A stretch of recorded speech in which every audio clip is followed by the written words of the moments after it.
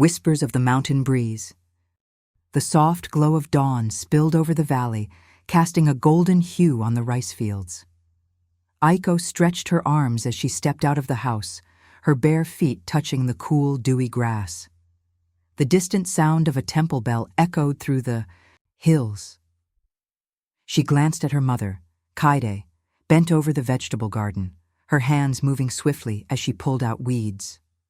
Inside the house, Hisako brewed tea from fragrant herbs, her weathered hands steady as she poured the steaming liquid into cups. Aiko joined her, sitting cross-legged on the tatami mat. "Grandmother," she asked, "do you think the spring in the mountains is real?" Hisako paused, her wise eyes twinkling. "Real or not, only those who truly seek its gift can find." But Aiko's resolve solidified. She would find the spring and bring life back to their farm. Aiko's days were filled with simplicity and routine. She helped her mother in the vegetable garden, collected water from the river, and learned ancient traditions from her grandmother. Despite their modest life, Aiko loved the countryside, the chirping of cicadas in the summer, the crisp air of autumn mornings, and the stories her grandmother told by the fire at night. 5 years later, Aiko turned 16. In the countryside was not without challenges. The family's small farm depended heavily on the weather, and in recent years, the rains had been scarce. The rice fields began to dry up, and the family struggled to make ends meet. Kairi worked tirelessly, taking on odd jobs in the nearby village, while Hisako prepared medicinal teas to sell at the market. Aiko, determined to help her family, decided to take on a task her grandmother often spoke about, a hidden spring in the mountains that was said to bring life to the land. It was a treacherous journey, and many believed the spring to be nothing more than a myth, but Aiko clung to the hope that it could save her family's farm.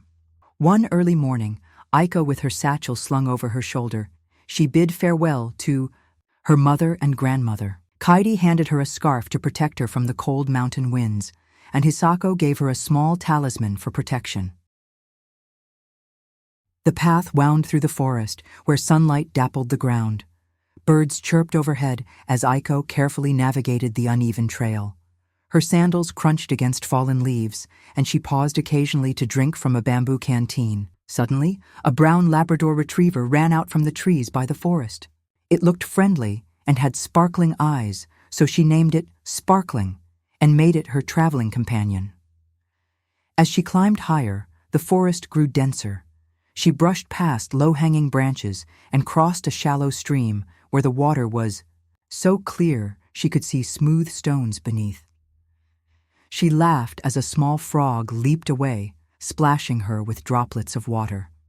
The sun was high when Aiko reached a clearing where an old traveler rested beneath a cherry tree. He wore a wide-brimmed hat and carried a gnarled wooden staff.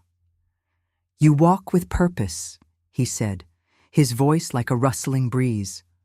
"What do you seek?" "The spring in the mountains," Aiko replied. "My family's farm needs water, and I want to save it." The traveler nodded thoughtfully. "The path is not easy, but the mountain rewards the determined.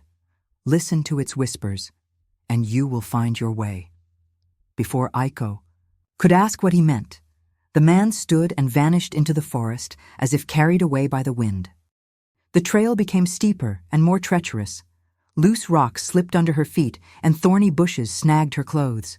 Aiko's legs ached, but she pressed on, guided by the sound of a faint trickle of water. As the day wore on, she came to a narrow ledge overlooking a deep ravine. A wooden bridge spanned the gap, its planks creaking under her weight. Holding her breath, Aiko crossed slowly, her heart pounding with every step. On the other side, she found a grove of ancient cedar trees. Their trunks were massive, their roots twisting across the ground like veins. She knelt and touched the earth, feeling a deep connection to the forest. Just as the sun dipped below the horizon, painting the sky in hues of orange and purple, Aiko reached the heart of the mountain. There, nestled in a glade, was the spring. Crystal clear water bubbled up from the ground, its surface shimmering like liquid silver. Wildflowers grew in abundance around it, their vibrant colors glowing in the twilight. Overwhelmed with relief, Aiko knelt by the spring and filled her canteen. As she drank, she felt a warmth spread through her body, as if the mountain itself was blessing her. Aiko returned to the village with water from the spring. She shared it with her family, pouring it into the parched rice fields. Within days, the land began to heal. Green shoots sprouted from the soil, and the air was filled with the sweet scent of new life. The villagers, inspired by Aiko's courage, joined in caring for the fields. Together, they built irrigation channels to sustain the crops. One evening, as the sun set over the rejuvenated fields, Aiko sat with her mother and grandmother on the porch. Fireflies danced in the warm summer air, their tiny lights flickering like stars. Kaide placed a hand on Aiko's shoulder. "You've brought hope to our family and the village. We are so proud of you." Hisako smiled, her eyes reflecting the glow of the lanterns. "The mountain has given us more than water. It has reminded us of the strength we carry within." Aiko gazed at the horizon, where the mountains stood tall against the sky. She knew that no matter the challenges, she could face them with love, determination, and the whispers of the mountain breeze.